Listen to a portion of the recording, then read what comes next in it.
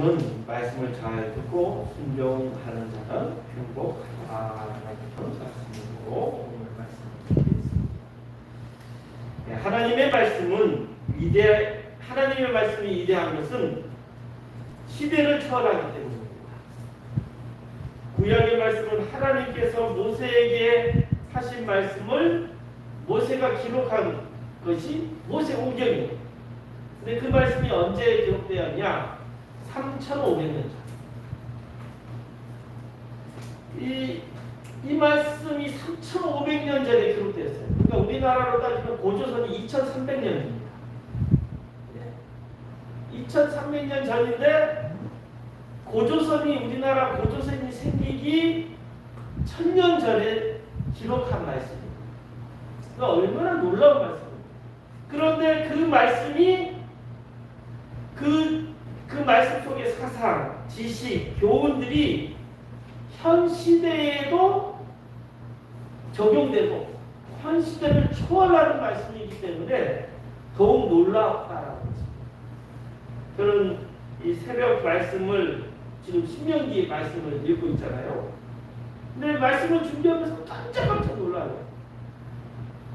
왜냐하면 그냥 그 말씀이 그냥 하나님의 말씀이라고 믿어져요. 신명기 말씀을 보면서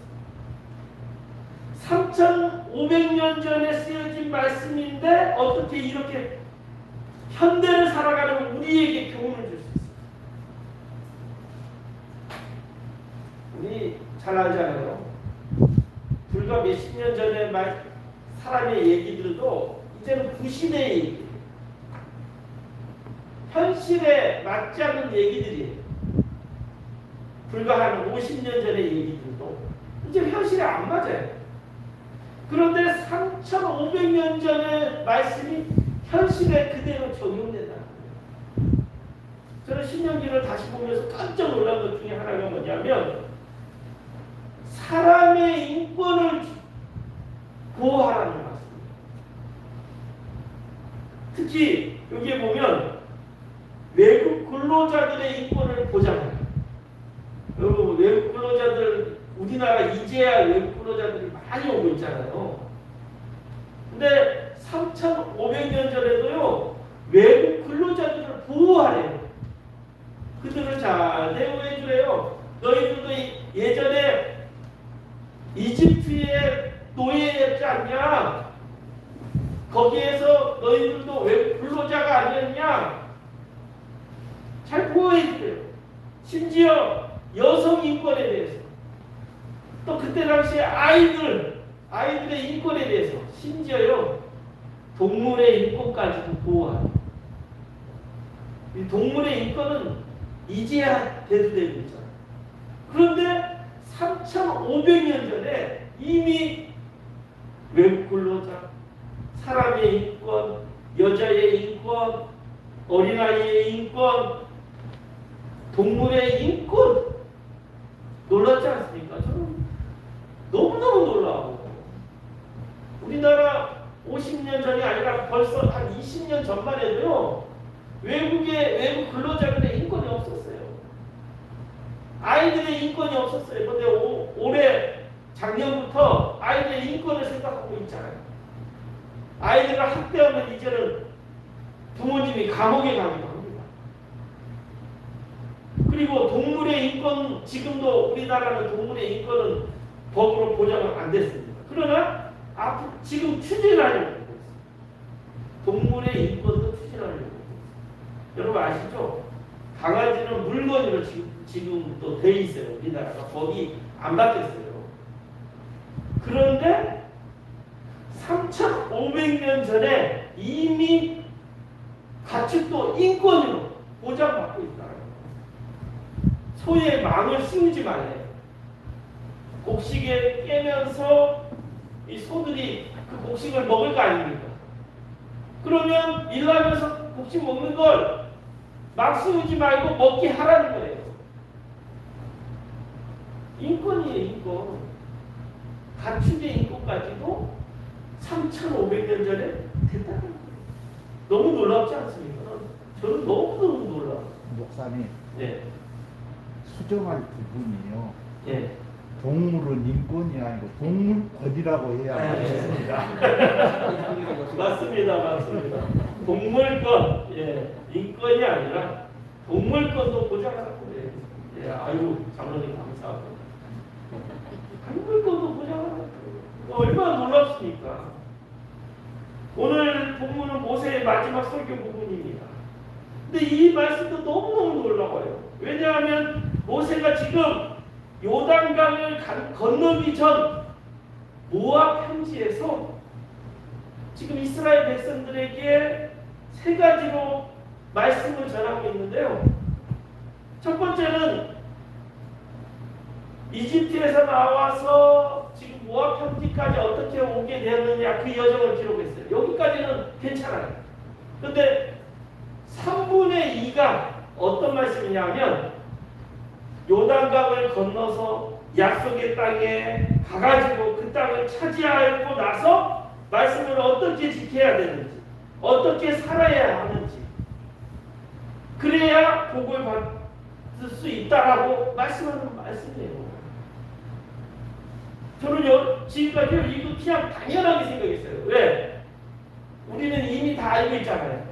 여호수아라는 것을 알고 있잖아요. 그리고 사사기와 또 다윗이 왕이 된다는 사실은 다 알고 있어요.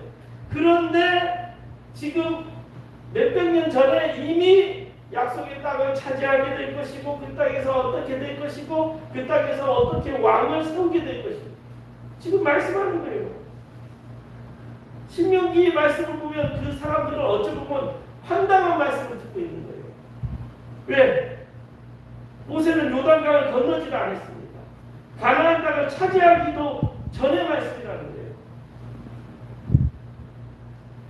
감이 조금 오십니까? 감이 잘 안 오시면 한마디로 이런 거예요. 조인철 목사라는 사람이 갑자기 딱 나타나서 하나님께서 말씀하셨다. 이제 조금만 있으면 남북한이 통일될 것이다. 통일되면 어떻게 살아야 할 것이고 어떻게 구체적으로 어떻게 하면 하나님께서 이렇게 해서 복을 받게 할 것이다. 이미 통일된 것처럼 얘기하면서 지금 전하는 말씀이에요. 네. 이런 말을 우리나라 속담에 뭡니까? 김치국 마시고 그잖아요. 지금 통일도 안 되고 또 모세가 지금 모압 평지 요단강을 건너질 않았어요. 근데 지금 한 사발도 아니고 몇십 사발을 지금 먹고 있는 거예요. 우리 잘 알지만 여호수아가 약속의 땅을 점령하는데 거기에는 우리는 한 민족이잖아요. 그런데 가나안 땅에는 7민족이 살고 있었어요. 그리고 왕이 33왕이나 있었다라는 거예요. 그 나라가 33나라가 있었어요. 그 나라를 다 물리치고 차지해야 될 땅인데 차지할 거라는 거예요. 차지할 거. 차지하고 난 다음 어떻게 해야 행복하게 살 수 있는지 지금 3분의 1을 신명기의 3분의 1을 말씀하고 있다는 거예요. 여러분 놀랍지 않습니까? 저는 신명기를 그냥 예전에는 그냥 하나님의 말씀이라 하면서 들었는데 생각해 보니까 모세는 약속의 땅에 들어갔습니까? 안 들어갔습니까? 못 들어갔어요. 못 들어갔는데 지금 이미 약속의 땅을 차지할 것을 얘기하면서 지금 하는 말씀이에요. 전체 주제가 뭐냐? 오늘 설교 제목과 똑같습니다. 하나님의 말씀에 순종을 하고 행하면 복 받는다, 행복하게 된다 라는 말씀이에요. 하나님께서 약속의 땅을 꼭 차지하게 하실 것이고 그 땅에서 하나님의 말씀을 잘 듣고 행하면 영원히 복받게 될 것이다. 이 말씀이 신명기의 말씀이라는 거예요. 그런데 이 말씀이 약속의 땅에서만 해당되는 것이 아니라 현재 우리들에게도 해당되는 말씀이라는 거예요. 너무 놀랍지 않습니까? 여러분 행복하십니까? 문제는 이 간단하고 쉬운 행복이 왜 우리는 행복을 누리지 못하느냐. 그 이유는 사람들이 이것을 매우 어렵다고 생각하기 때문에 행복하지 못하다는 거예요. 복을 누리고 싶은데 말씀대로 살기가 어렵다라는 것입니다. 그러나 오늘 말씀을 보면 그렇게 어렵지 않다라고 말씀하고 있습니다. 그러면 어떻게 하면 말씀대로 살 수 있는지 이 시간에 알아보면서 우리가 다 행복을 소유할 수 있는 우리들이 되었으면 합니다. 첫째로는 말씀을 가까이 해야 합니다. 자, 우리 따라해 봅시다. 말씀을 가까이 합시다. 말씀을 가까이 합시다. 11절에 이렇게 얘기하고 있습니다. 내가 오늘 내게 명령한 이 명령은 내게 어려운 것도 아니요 먼 것도 아니라. 말씀이 어려운 것도 먼 것도 아니라고 말씀하고 있어요. 먼저 말씀이 먼 곳에 있지 않습니다. 가까운 곳에 있습니다. 여러분, 이 성경책 여러분의 집안에 없는 분이 있습니까? 아마 성경책 인당 한 번씩은 다 있을 것입니다. 그리고 필요하면요, 돈 2, 3만 원 주면 그냥 쉽게 살 수도 있어요. 그리고요, 요즘에는요, 그냥 인터넷 핸드폰으로 딱 해가지고 딱 하면요, 다음날 와요. 요즘에는 예전에는 3일, 4일 걸렸는데 깜짝 놀랄 때가 있어요. 어제 저녁에 시켰는데 오늘 아침에 옵니다. 예. 빠른 배송해가지고 그냥 바로 와요. 쉽게 어떻게 구하는 거지. 근데 요즘에는 성경책도 안 사요. 어떻게 해요? 우리 장로님 핸드폰에 딱 어플이 깔려있어요. 성경 어플이 무료로 누구나 깔 수 있어요. 근데 그 무료 어플이 대단해요. 예전에는 이제 제가 컴퓨터로 그 여러 성경이 적혀 있는 것을 사려고 했는데 30만 원 주고. 근데 이제는 핸드폰 있는 사람은 아무나 무료로 인터넷으로 그냥 아무나 무료로 보여요. 그것도 성경 개역 개정 성경판만 있는 것이 아니라 인터넷으로 딱 보면 새 번역, 공동 번역, 영어, 히브리어, 헬라어 다 비교하면서 볼 수 있다는 거예요. 또 성경 말씀도 예전에는 일일이 어디 있더라 하면서 기억을 되찾아가면서 각주를 보면서 했는데 요즘에는 검색면에 딱 해가지고 딱 치면 은혜에 대한 쫙 모든 말씀. 얼마나 편리한 세상이 됐습니까? 여러분, 이렇게 편리한 세상이 얼마나 감사한 거예요. 과거의 성경은요, 보물보다 더 귀한 거였어요. 금보다 더 비싸요. 왜? 양의 가죽으로 얇게 만들어서 거기에 직접 기록했어요. 성경 말씀. 그래서 보면 성경을 두루마리라고 하잖아요. 그것을 돌돌돌돌돌. 성경이 얼마나 부피가 큰지. 그래서 일반 가정에 있는 집이 거의 없어요. 지금도. 어디에 가야 되나? 어디에 가서 봤을까요? 지금 유대인들은? 회당.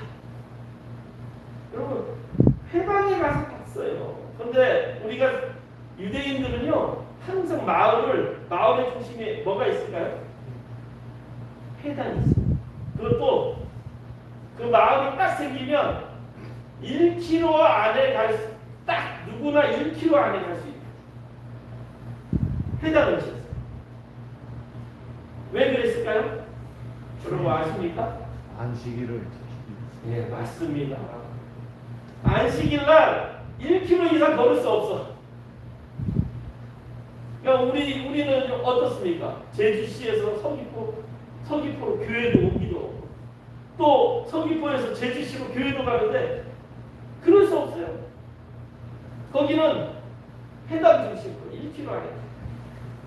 그래서 토요일날 가면요, 다만 복장을 하고 다 걸어요. 천천히 걸어요. 1km까지. 근데 교회 안에서 해당 안이 꽤 넓거든요. 넓은 데서 돌아다니는 그건 키로수라. 예배드리는 모든 행위. 그래서 해당에 가서 쉽게 누구나 쉽게 갈 수 있다는 거예요. 1km 아니면 얼마나. 여기서 동홍 저쪽에 내거리 있죠. 거기가 딱 1.5km. 그러니까 어느 정도인지 알 수 있겠죠. 약 여기 서귀포 우리원 딱 보면 그 지점까지 아마 1km. 그 안에 해당들이 딱 있다. 그래서 자기 동네에 해당이 가가지고 예배드리, 성경 보고, 말씀 보고 누구나 쉽게 갈 수 있었다라는 것입니다. 문제는 그것을 활용하지 못하고 있다는 거예요. 하나님은 먼데 있지 않고 가까이 있다고 하고 있어요. 말씀을 통한 복은 어려운 것이 아니라 쉽다고 하고 있어요. 실제로 하나님의 말씀은 어렵습니까? 쉽습니까? 어떤 분들은 어렵다고 얘기도 할 거예요. 근데 참 신기한 게 하나님께서요 3,500년 전에 그 무식한 사람들 아닙니까? 3,500년 전에 얼마나 사람들이 무식해졌어요. 그 사람들이 듣고 이해하기 쉽도록 기록하는 말씀. 그러니까 누구나 이해할 수 있다 없다? 있는 말씀이에요. 그런데 왜 사람들은 성경을 어렵다고 생각합니까? 어렵다고 생각하는 것은 뭐냐면 계시의 말씀만 어렵습니다. 모세오경은 어렵지 않아요. 솔직히 말해서 모세오경이 어렵습니까? 지루합니까? 지루하지 어렵진 않습니다. 어떻게 만들고 뭘 하고, 예? 정하고 부정하고 그냥 간단하게 얘기하잖아요. 이것이 어떻게 분폐돼 가지고 뭐 설명도 안 해요. 왜냐하면 무식하기 때문에 그냥 먹지 마. 예. 이건 먹어. 그냥 정해버리잖아요. 아주 쉽게 기록한 말씀이에요. 신약도 어렵지 않아요. 2000년 전에 써졌기 때문에 그 사람들이 뭐 중학교, 고등학교 나온 사람들 거의 없어요. 글 모르는 사람 대부분이에요. 근데 왜 신약이 어렵게 생각할까요? 딱 하나예요. 요한계시록 때문에. 요한계시록 외에는 어려운 것이 하나도 없어요. 누구나 말씀을 보면 이해할 수 있도록 기록한 말씀이에요. 그런데 왜 어려울까요? 말씀을 보지 않으니까 어렵다고 생각하는 거예요. 저도 그랬어요. 스스로 말씀 보기 시작한 것이 20세가 넘어서 말씀 보기 시작했어요. 정확히 말하면 한 22세, 23세 돼가지고 그때부터 제대로 말씀 보기 시작했어요. 제대하고 난 다음에 말씀 보기 시작했어요. 생각보다 어렵지 않다고요. 그냥 목사님 말씀 들으니까 어렵고 그냥 누군가의 말씀만 들으니까 내 스스로 읽어보니까 어려운 거 아닌데 어렵다라는 거예요. 그리고 말씀이 어렵다는 것은 어려운 것이 아니라 정확히 말하면 말씀대로 실천하기가 어려운 것입니다. 안 들었습니까? 우리 말씀은 좋다고 생각하지만 실천하는 거, 행하는 거 얼마나 어렵습니까? 그 말씀대로 삶 가운데 적용하는 거 어렵습니다. 간단하게 여러분 가난한 자가 복이 있습니까? 행복한 겁니까? 슬퍼하는 사람이 행복한 것입니까? 줄이고 목마른 사람이 행복합니까? 박해를 받아 모욕당하고 터무니없는 말 온갖 비난을 받는 사람이 행복합니까? 그러나 마태복음 5장 8가지 행복에 대해서 이렇게 기록하고 있는 거예요. 이것이 행복이라고. 근데 제가 조금 빠뜨린 것이 있어요. 주를 위해 줄이고 목마른 자. 그것을 뺐죠. 우리가 주님 때문에 조금 목마르고 주님 때문에 조금 가난해지고 주님 때문에 핍박받고 주님을 뺐습니다. 제가. 그러나 이 주님 때문에 그런 것이 행복이라고 얘기하고 있어요. 오늘 부른 행복 찬양. 화려하지 않아도 정결하게 가진 것이 적어도 감사하게 눈물 날 일 많지만 기도할 수 있는 것, 억울할 일 많으나 주를 위해 참는 것, 비록 짧은 작은 삶 주 뜻대로 사는 것, 이것이 나의 행복입니다. 마음이 가난한 자, 애통하는 자, 의를 위하여 줄이고 목마른 자, 특히 11절에 보면요, 세번역에 딱 세번역으로 보니까 너무 감동입니다. 너희가 나 때문에 모욕을 당하고 너희가 주님 때문에 모욕을 당하고 박해를 받고 터무니없는 말로 온갖 비난을 받으면 복이 있다, 행복하다. 왜? 내가 주님을 믿기 때문에 박해를 받는 거야. 에이 목사님 이거 어떻게 행복입니까? 이렇게 생각하는 분도 있어요. 그리고 어떤 분들은 속으로 웃는 사람도 있어요. 왜? 이거는 실천해봐야 실천. 주님 때문에 조금 손해보고 주님 때문에 조금 핍박받고 그러면서 더욱더 믿음 가운데 서게 되는 것이 행복이라는 것을 이 경험할 수 있는 것은요 실천해보지 않은 사람은 이거 경험할 수 없어요. 그러나 이것을 실천한 사람들은요 맞아 이 경험하지 않은 큰 은혜를 우리가 경험하지 못합니다. 여러분 팔복이 야 이거 말도 안 돼 하시는 분들은 제가 분명히 실천해보세요. 진짜 행복해집니다. 진짜 빼먹지 않고 한번 실천해보세요. 주님 때문에 한번 손해도 당해보고 주님 때문에 우리가 조금 어려움도 당해볼 때 그 안에 주님의 이유가 있다. 의를 위하여 목마름이 있어봐야 정말 하나님의 말씀이 얼마나 은혜롭지. 제가 가끔씩 꼭 얘기하는 말씀이 있죠. 제가 제 경험을 얘기할 때 이 말을 자주 얘기해요. 고등학교 때 얘기하고 꼭 이 얘기를 해요. 여러분 지겨울 수도 있지만 저는 이 얘기는 잊어버릴 수가 없어요. 이것이 가장 큰 경험입니다. 우리 학교 이 노영에서 중문까지 1100도를 넘어서 걸어간 그 도보 행진. 그것은 나는 아마 죽을 때까지 잊지 못한대. 고등학교 1학년 때 딱 됐는데 우리 학교 저기 있잖아요. 여기 한라 대학교 그 옆에 있는 학교. 그 학교에서 걸어서 1100도를 넘어가지고 중문 도시까지 걷는 거죠. 그때요 얼마나 힘들었는지. 그때가 이제 17세죠. 태어나서 17년 동안 그렇게 힘들어 본 적이 없던 거예요. 아마 지금도 제일 힘들었던 것 같아요. 포기하고 싶더라고요. 중간에 막 애들 막 토하고 못 걷겠다고 난리치고 물도 다 먹어봤었어요. 얼마나 더운지. 그런데요 중문 그 시내로 딱 도착했을 때 그 기분은요 말로 표현할 수 없어. 평생 잊을 수 없는 기쁨이 있었어요. 뭔가 성취감 있잖아요. 이야 내가 이렇게 해냈구나. 요즘 뭐 자전거 타고 넘어가는 사람들 봤잖아요.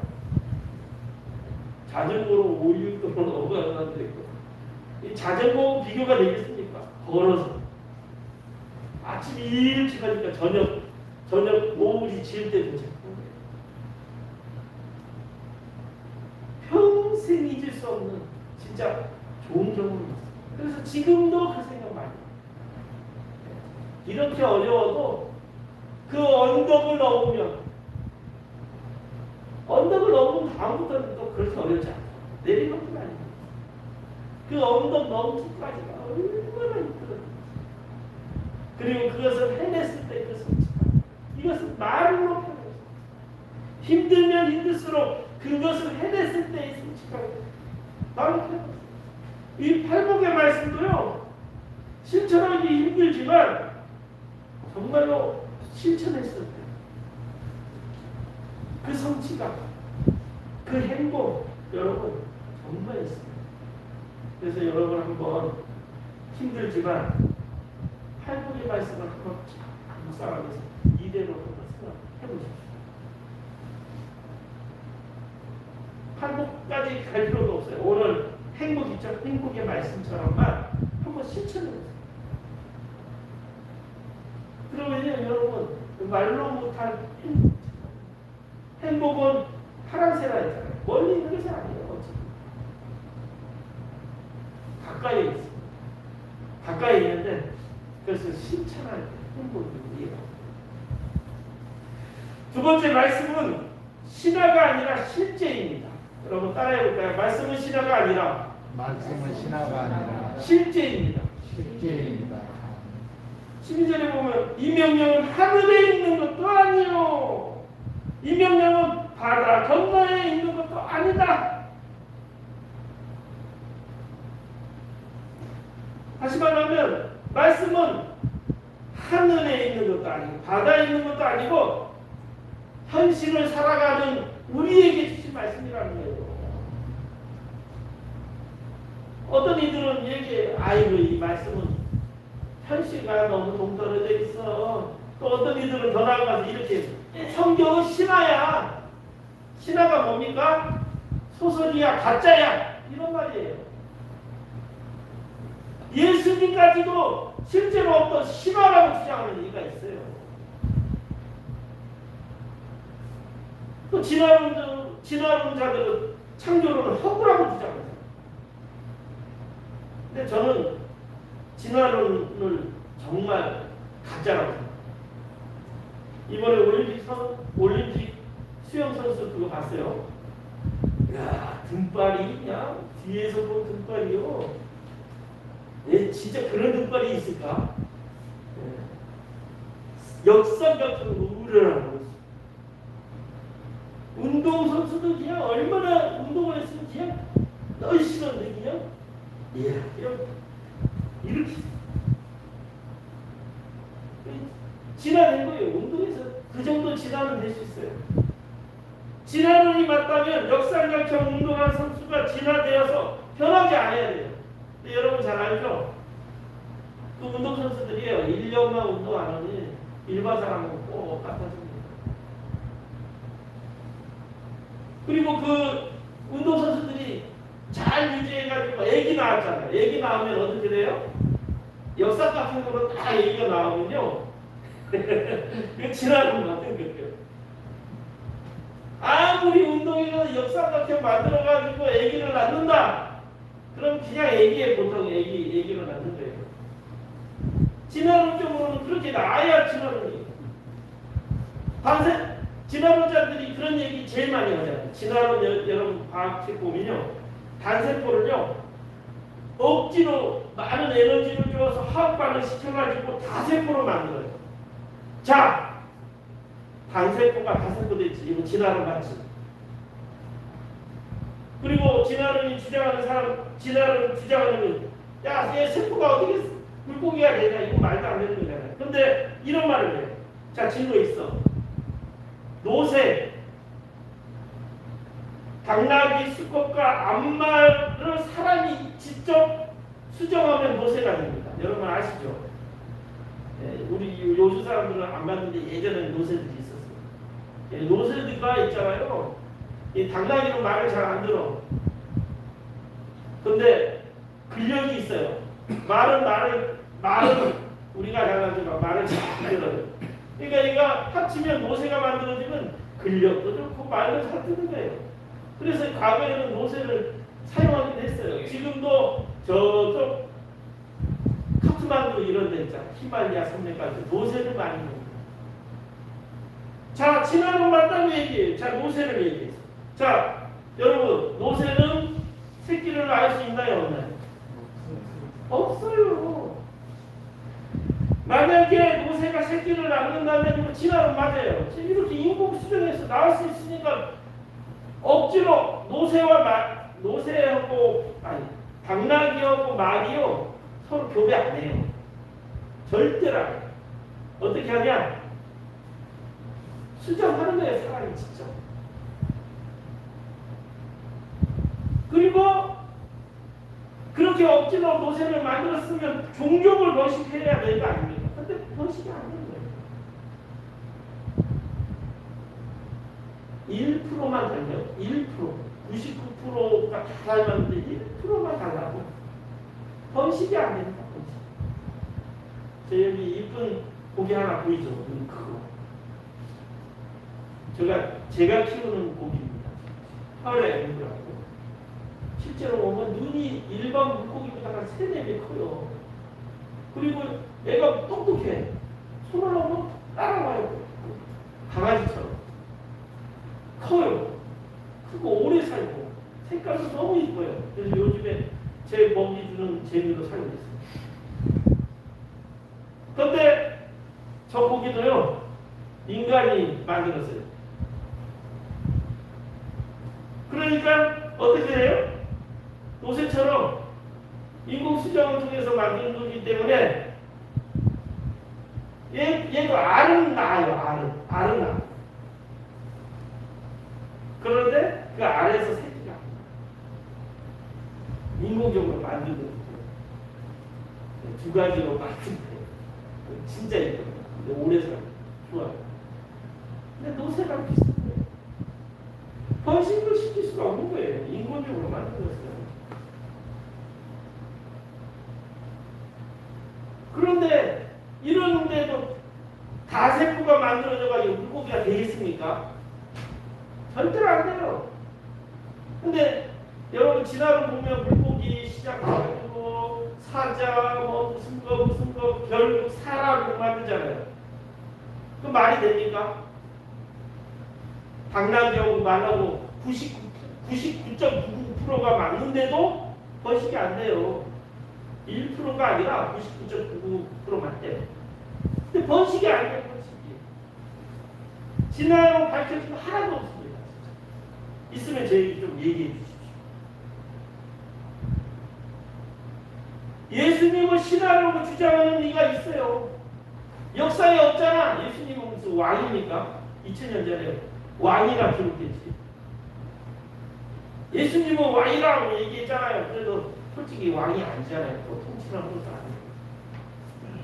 그러나 예수님이 실제로 있었다는 확실한 증거가 있습니다. 어떤 증거일까요? 역사가 바뀌었어요. 여러분, 예수님 오시기 전을 BC, 예수님 오신 후를 AD. 예수님 오신 후 전과 후로 역사가 바뀌어버렸어요. 이것만큼 좋은 증거가 어디 있습니까? 이름 하나 적는 것이 역사입니까? 그렇다면 어떻게 바뀌었냐? 예수님 오시기 전의 세상은 어떤 세상이냐? 돈과 힘과 권력으로 세상을 통치하면서 야망적이고 폭력적인 세상이었어요. 그런데 예수님이 이 땅에 오셔가지고 야만적이고 폭력적인 세상을 완전히 구별되는 사랑과 평화로 다스리는 세상으로 만들었어요. 에이, 무슨 말이 됩니까? 여러분, 예수님 오시기 전의 세상은요, 이러다는 거죠. 원수를 어떻게 하라? 사랑하라. 세상에 어떤 데도 한번 찾아보십시오. 예수님 오시기 전에 원수를 사랑하라는 단어가 있었을까요? 없었을까요? 없었습니까? 높은 자가 낮은 자를 섬겨야 한다. 있었을까요? 없었을까요? 없었어요. 공자 공자와 맹자가 없었어요. 윗어른을 존경하라고 했지. 윗어른이 낮은 자를 섬기라는 단어는 전혀 없어요. 한번 찾아보세요. 그리고 이 평화라는 개념도 있었습니다. 평화라는 개념이 있었어요. 그런데 이 개념이 완전히 달랐어요. 예수님 오시기 전에 평화는요, 전쟁을 통해서 적을 무찌른 다음에 평화예요. 여러분, 인사를 통해서도 과거, 그 나라가 과거 어떻게 살았는지 알 수 있어요. 우리나라 인사 어떻게 합니까? 네? 식사하셨습니까? 그러니까 우리나라가 잘 먹고 잘 살았다는 나라입니까? 아니면 잘 굶었다는 나라예요? 잘 굶었다는. 우리 장모님, 우리 이정남 지사님 때는 잘 알고, 저도 그런 세대가 아니었기 때문에, 보릿고개 세대가 아니었어요. 근데 우리나라는 항상 인사해. 아침마다 맨날 굶으니까 인사가, 네? 식사하셨습니까? 근데 대부분 나라의 인사는요, 어떤 거냐면 샬롬, 살람 알리쿰, 굿모닝. 이 말이 뭔 말이냐면 평화라는 거예요. 그러니까 평화의 반대말은 뭡니까? 네? 전쟁이었다는 거예요. 여러분, 우리나라 인사는 어떻게 합니까? 안녕하십니까? 근데 다른 나라 인사는 어떻게 해요? 야, 우리 주먹으로 싹지 말자. 손 펴고. 또 중국 어떻게 합니까? 야, 싹지 마. 우리 인사하지 않게 싹지 말고. 근데 우리나라는, 에이, 우리나라 싸움 많이 했어요. 싸움 많이 했는데 다른 나라보다 싸움 적게 했어요. 정말 적게 했어요. 그냥 실제로 이 기약 역사적으로 얘기해요. 조선시대 우리나라 조선왕조 몇백 년? 500년 동안 중국은 나라가 몇 번 바뀌지 않습니까? 3번. 나라가 바뀌마다 어떻게 되는지 아시죠? 완전히 싹 갈아치우는 거예요. 그냥 피비린다는 전쟁이 일어나는 거예요. 고려라는 나라도 거의 500년 있어요. 중국은 그냥 나라가 한두 번도 아니고, 그래가지고 남북조 시대라고 하잖아요. 그냥 계속. 우리나라도 전쟁이 많았지만 많은 나라에 비해서 전쟁이 없었어요. 그래서 인도 탑고르는 어떻게 해요? 조용한 아침에 나라. 정확히 얘기한 거예요. 전쟁이 없이 평화로운 나라다. 다른 나라에 비해서. 여러분, 인도 늘 전쟁이 있어요. 100년을 이어가지 못했어요. 인도라는 나라. 여러 아예 지금처럼 합쳐지지도 않아요. 우리나라는 독특하게 많은 전쟁이 있다고 하지만 다른 나라에 비해서는 없었다는 거예요. 이 아랍 민족들이 지금도 살라말리쿰, 이거 평화라는 거죠. 여러분 어디 여행 가서요, 살라말리쿰 보면요, 사람들이 프렌드 이렇게 해요. 요르단이나 어디나 가서 한번 여기 써보십시오. 다 좋아하고. 그런데 이들이, 여러분 잘 아시죠? 아랍 민족들이 폭탄 테러 제일 많이 했어요. 근데 이 사람들이 왜 폭탄 테러 했습니까? 하면 이렇게 있죠. 평화를 위해서. 폭탄 테러가 어떻게 평화가 됩니까? 여러분 이해할 수 없잖아요. 그러니까 이들의 평화는요, 적을 죽이고 난 다음 내가 평화로운 마음이 있습니다. 원수를 죽이고 난 다음. 중국 영화 여러분 아시죠? 중국 영화 스토리는 딱 이겁니다. 과거의 스토리. 저 성인 영화 좋아했었는데, 부모가 죽든지 사부가 죽든지 복수해가지고 영화가 끝나는 거예요. 이 복수의 나라예요. 복수. 전쟁. 그런데 예수님은 평화의 개념을 완전히 바꿨어요. 예수님이 이 땅에 오셨어요. 그 예가 가장 좋은 예가 마태복음 5장 39절 말씀합니다. 나는 너희에게 이르노니 악한 자를 대적하지 말라. 누구든지 내 오른 뺨을 치거든 어떻게 해요? 위에 뺨도 돌려내며 평화를 위해서 어떻게 하라? 용서하라. 사랑을 위해서 어떻게 하라? 용서하라. 이 개념이 예수님 이전에는 없었던 개념이에요. 그래서 역사가 바뀌었어요. 예수님 이전 세대는 폭력과 살인과 인격 모독과 동물보호 이런 거 없어요. 예수님이 오신 후부터는 평화, 섬김, 사랑, 사람들을 배려하는 것,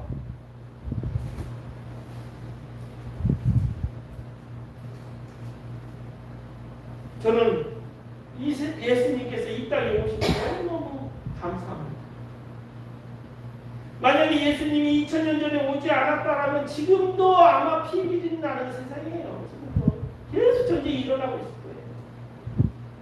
그러나 예수님께서 하나님의 자리를 버리고 이 땅에 오셨습니다. 그리고 이 땅에서 사람들과 함께 살면서 평화가 무엇인지, 섬김이 무엇인지, 사랑이 무엇인지 몸소 실천하면서 가르쳐 주었어요. 제자들의 발을 씻어주었어요. 예수님 이전까지는 누가 왕이 그 아들을 가르쳐줍니까? 없어요. 심지어 남편이 아내의 발도 안 씻어줬어요. 그런데 요즘 어떻습니까? 프로그램을 통해서라도 아버지 학교, 어머니 학교를 통해서 어떻게 해요? 남편이 아내의 발을 씻어줍니다. 또 사장님이 직원들의 발을 씻어줍니다. 이거 있을 수 있는 일이 아니에요. 예수님이 없었다면. 그러나 예수님이 있었기 때문에 섬김이 세상이 됐다는 거예요. 예수님이 없었어 하면 지금의 대통령 제가 있었으면 어떻게 되냐? 내가 대통령이 되면 너희들 다 죽었어. 그러나 요즘에 대통령 되면 어떻게 합니까? 국민을 위해서 종이 되겠습니다. 섬기겠습니다. 예수님이 이 땅에 오신 후에 바뀐 변화들이에요. 우리나라는 예수님 안 믿었으니까 어떻게 했습니까? 조선시대까지 왕이 물리셔가지고 백성으로 보지 않았잖아요. 자기 강아지보다 못한 사람으로 봤잖아요. 솔직히. 그러나 이제 우리나라 어떻게 됐습니까? 이제는 대통령이 국민을 무서워해요. 말이 됩니까? 예수님 오기 전에는 이 땅의 왕은 국민들이 그래서 여러분 영화 보면 어떻습니까? 드라마를 보면 왕이 국민이 먼저 어떻게 합니까? 엎드리는 이렇게 전원 의상에 딱 있고. 그러나 요즘에는 어떻습니까? 대통령 후보들이 가난한 집에 찾아가서 무릎 꿇고 건강하시죠? 사진. 학생들이 오면 사진 셀카 같이 찍고. 예수님이 오시고 이렇게 변하는 거예요. 얼마나 감사합니까?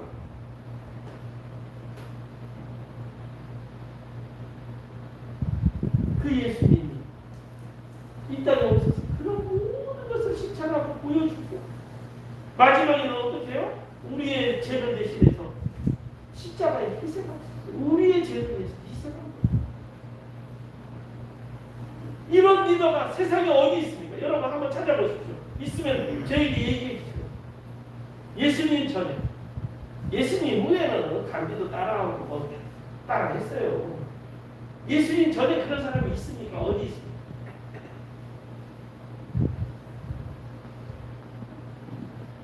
그래서 지금 이 땅에 주님이 평화를 선포하고 있어요.